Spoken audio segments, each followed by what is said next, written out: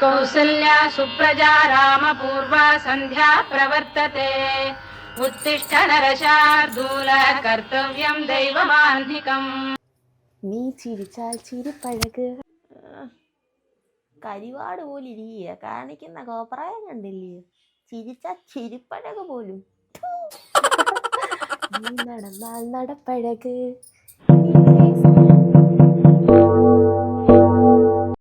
അമ്മേ എങ്ങനെയുണ്ട് ഇപ്പൊ എന്നെ കാണാൻ സുന്ദരിയായിട്ടില്ലേ? അമ്മയുടെ മോൾ അല്ലെങ്കിൽ സുന്ദരിയല്ലേ? സുന്ദരിയായിട്ടുണ്ട്. അച്ഛമ്മേ ഇപ്പൊ എന്നെ കാണാൻ ഐശ്വര്യ റായിയുടെ ലുക്കില്ലേ? നാണം കൊണ്ടോടി കരിമ്പാറ പോലെ ഇരിക്കുന്നവളൊക്കെ വന്ന് കാണാൻ കൊള്ളാവോന്ന് എന്നും ചോദിക്കാൻ.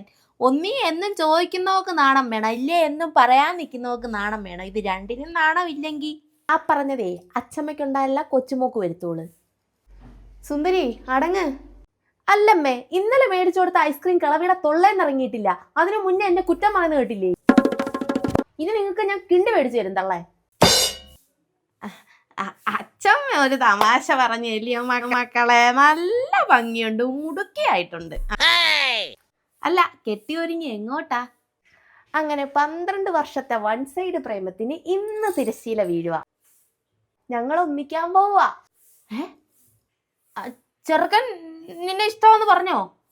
ചെറുക്കൻ സമ്മതിച്ചോ കല്യാണത്തിന്? അവന്റെ അടുത്ത് പറഞ്ഞൊന്നുമില്ല, പക്ഷെ ഇന്ന് പറയും അവൻ എന്നോട് എസ് പറയും. ഈ ചിങ്ങത്തിന് ഞങ്ങളുടെ കല്യാണം. നോക്കിയിരുന്നോ. ചുമ്മാ നീ അവിടെ പോയി അവനെ പ്രപ്പോസ് ചെയ്ത് നാണം കിടന്ന് എന്തിനാടി? നിനക്കല്ലെങ്കിൽ തന്നെ എന്ത് യോഗ്യതയാ അവനെ പോലൊരു സുന്ദരനെ പ്രപ്പോസ് ചെയ്യാൻ? ഞാൻ സുന്ദരിയല്ലേ? നിന്നെക്കാട്ടി ഞാൻ സുന്ദരിയാ കേട്ടോ. പിന്നെ കുറച്ച് നിറം കമ്മി. അതിനതേ കുറച്ച് പൗഡർ എടുത്ത് ഇങ്ങനെ തട്ടി ഇങ്ങനെ ഇട്ടാ മതി, അപ്പൊ ഞാൻ വെളുത്തോളും. ഇപ്പൊ സെറ്റായില്ലേ? ഇതിൽ ഭേദം ഒരു കുട്ടകം വെള്ളം അങ്ങ് തിളപ്പിക്ക്, എന്നിട്ട് മോൾ അതിനകത്ത് ഇറങ്ങി അങ്ങ് നിക്കി. അപ്പൊ ഈ തൊലി എല്ലാം പൊളിഞ്ഞു പോയി മുഖം ഒന്ന് ചൊകാന്ന് വരും. അല്ലാതെ ഇതിനകത്ത് വേറെ മാർഗമൊന്നും ഞാൻ നോക്കിയിട്ട് കാണുന്നില്ല.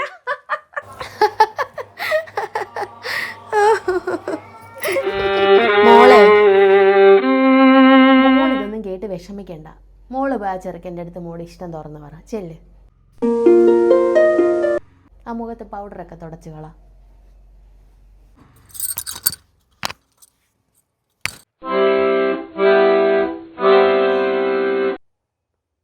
എടി ചുമ്മാ ഓരോ പരിപാടിക്ക് നിക്കല്ലേ.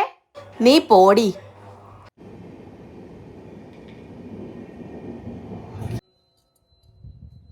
നീ എന്തു വേഗം വരണോന്ന് പറഞ്ഞേ?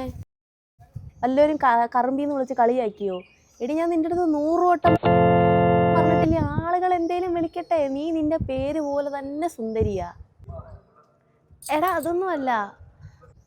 പിന്നെ അത് പിന്നെ എടാ ഈ ലോകത്ത് എല്ലാവരും എന്നെ കറുപ്പിൻ്റെ പേരിൽ ഒഴിവാക്കിയപ്പം എന്നെ ഇത്രയും സപ്പോർട്ട് ചെയ്തതും സ്നേഹിച്ചതും കൂടെ നിർത്തിയതും എൻ്റെ അമ്മ കഴിഞ്ഞാൽ പിന്നെ നീയാ.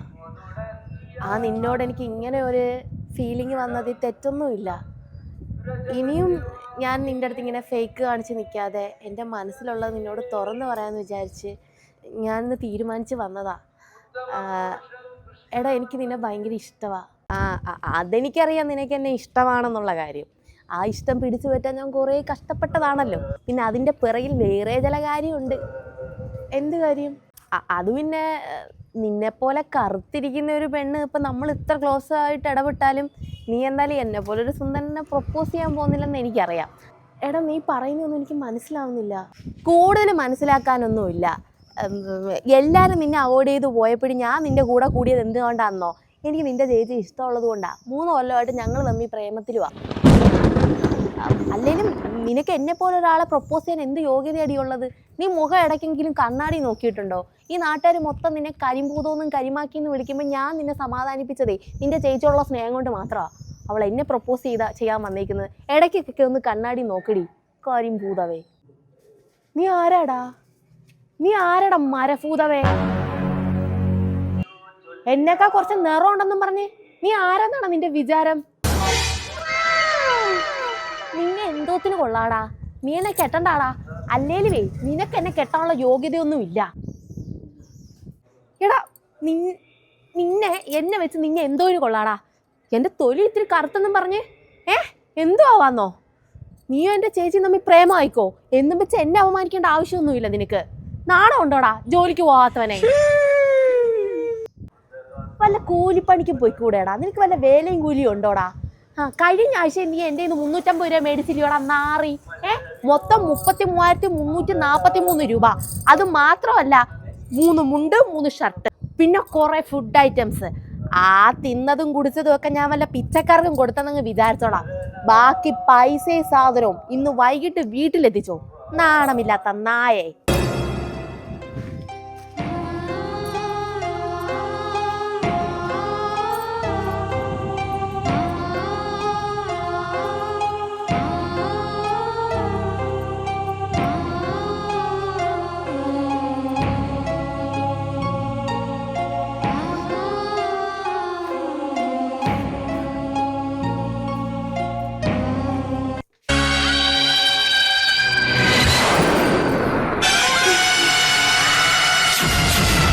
എന്തുവാ മോളെ?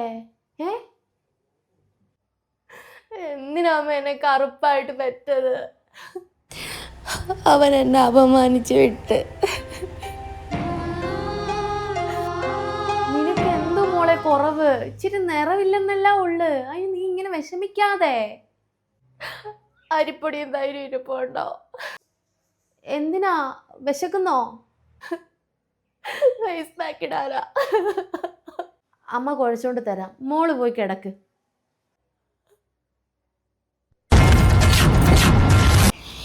ഈ മിക്സ് മുഖത്ത് തേച്ചാൽ മുഖം പളപളാന്ന് തിളങ്ങും. ആദ്യം എടുക്കേണ്ടത് 1 സ്പൂൺ.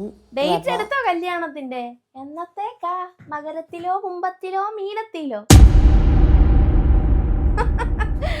അപ്പാഴേ പറഞ്ഞില്ലേ പോവണ്ട പോവണ്ടാന്ന്, പോവണ്ട പോവണ്ടാന്ന്.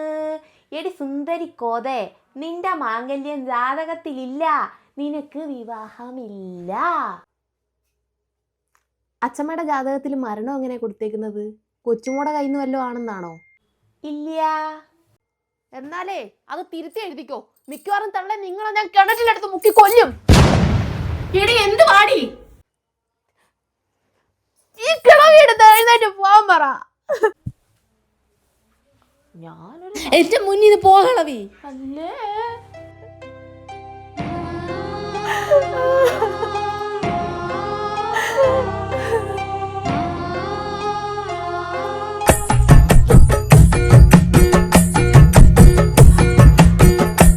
കുടുംബത്തിലെല്ലാം നല്ല വെളുത്ത് ചുവന്ന സുന്ദരി പെൺപിള്ളാരാ.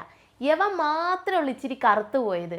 അപ്പം ഞങ്ങളെല്ലാവരും ഇവനെ കളിയാക്കുമായിരുന്നു. അന്നേ ഇവൻ പ്ലാൻ ചെയ്തതാന്ന് തോന്നുന്നു നല്ല വെളുത്ത് സുന്ദരി പെണ്ണിനെ കെട്ടത്തോളന്ന്. ഇപ്പം എന്താ കിട്ടിയേക്കുന്നത്? നല്ല സുന്ദരി ഒരു കൊച്ചല്ലയോ. അടക്കോ ഒതുക്കവും കൂടെ പഠിപ്പിച്ച് നിർത്തിയിരിക്കുന്ന കൊച്ച. പിന്നെ സൗന്ദര്യവും സൽസ്വഭാവത്തിൻ്റെയും കാര്യം വേറെ പറയണ്ട. ഈ കുടുംബത്തിൽ ഇത്രയും നല്ലൊരു കൊച്ചില്ല എന്നാ പൊതുജനത്തിൻ്റെ അഭിപ്രായം. പിന്നെ നമുക്ക് സ്ത്രീധനമൊന്നും ചോദിക്കാനുള്ള അവകാശമില്ല കേട്ടോ. കാര്യം ചെറുക്കന് ജോലി ഇല്ലാത്തതുകൊണ്ട് നമ്മൾ സ്ത്രീധനമൊന്നും ചോദിക്കുന്നില്ല. പിന്നെ ഇപ്പോഴത്തെ കാലമല്ലേ, പിള്ളേരെ അങ്ങ് കെട്ടിച്ച് വെക്കാം. എന്തിനാ ഇങ്ങനെ നിർത്തിയിട്ട്? കെട്ടിക്കഴിഞ്ഞാൽ പിന്നെ നമ്മുടെ ജോലി അങ്ങ് ഒതുങ്ങിയല്ലോ.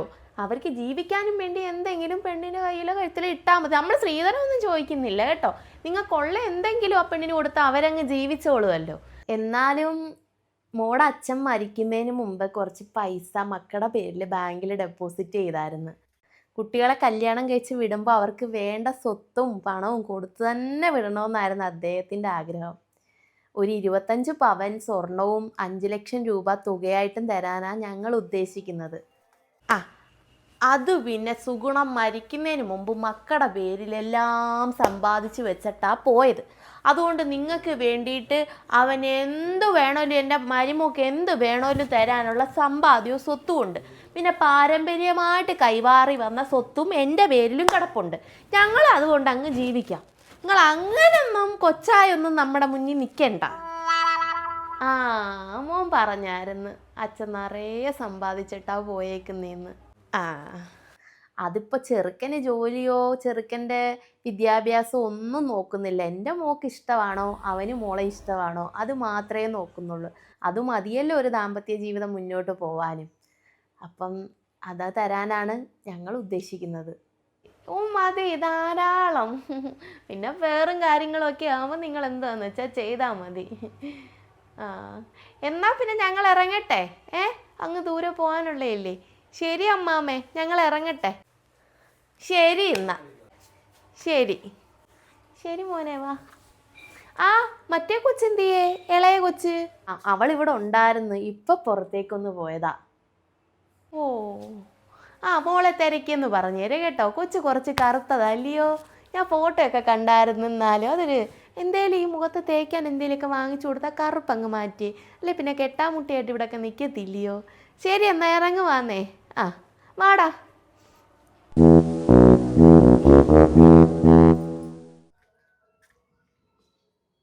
സുന്ദരി, എന്നാലും വീട്ടിലൊരു വിശേഷം നടക്കുമ്പോൾ നീ മാറി നിന്നത് ശരിയായില്ല. ഞാനെന്തിനാ വന്നിട്ട്? അല്ലമ്മേ, അമ്മ 25 പവനും 5 ലക്ഷം രൂപയും ശ്രീധരൻ കൊടുക്കാന്ന് പറയുന്നുണ്ടായിരുന്നല്ലോ. അത് അച്ഛൻ എന്നെ ഏൽപ്പിച്ചിട്ടാന്നല്ലോ പോയത്. നിങ്ങൾക്ക് 2 പേർക്കും നിറയെ സ്വർണവും സ്വത്തും എല്ലാം ഏൽപ്പിച്ചിട്ടല്ലേ പോയത്. അത് ഞാനെന്തിനാ ബാങ്കിൽ പൂട്ടി വെച്ചേക്കുന്നത്? അവർക്ക് 25 പവൻ സ്വർണവും 5 ലക്ഷം രൂപയും കൊടുക്കാന്ന് ഞാൻ ഏറ്റു. അതിനിപ്പോൾ എന്തോ കുറ്റം? ശരി, അച്ഛൻ ഞങ്ങൾക്ക് 2 പേർ കൂടി ഒരു ഫണ്ട് നിക്ഷേപിച്ചിട്ടുണ്ടെങ്കിൽ അവർക്ക് കൊടുക്കുന്ന പോലെ തുക എനിക്കും തരണം. അവർക്ക് കല്യാണം കഴിക്കാനും എനിക്ക് ബിസിനസ് ചെയ്യാനും. ബിസിനസ് ചെയ്യാനോ? നിങ്ങൾ കല്യാണം കഴിക്കുമ്പോൾ തരാനാ ഏൽപ്പിച്ചേക്കുന്നത്. എനിക്കിനി കല്യാണമൊന്നും വേണ്ട. 25 പവന്റെ സ്വർണത്തിന്റെ പൈസയും 5 ലക്ഷം രൂപയും കൂടി ചേർത്ത് 30 ലക്ഷം രൂപ എൻ്റെ അക്കൗണ്ടിലും കയറണം. തരാം. എന്തൊക്കെയാ അമ്മ അവള് പറയുന്നതേ? അമ്മ ഇവള് പറയുന്നതൊക്കെ കേട്ട് തുള്ളാൻ നിൽക്കുവാന്നോ? നിനക്കെന്താ വേണം? അവൾ ആ പൈസ കൊണ്ട് ബിസിനസ് ചെയ്യുവോ കല്യാണം കഴിക്കുവോ എന്തോന്ന് വെച്ചാൽ ചെയ്യട്ടെ. പ്രായം ആ പക്വതയൊക്കെ ആയവരല്ലേ, തന്നെ കാര്യങ്ങൾ നോക്കട്ടെ. എനിക്ക് വയ്യ.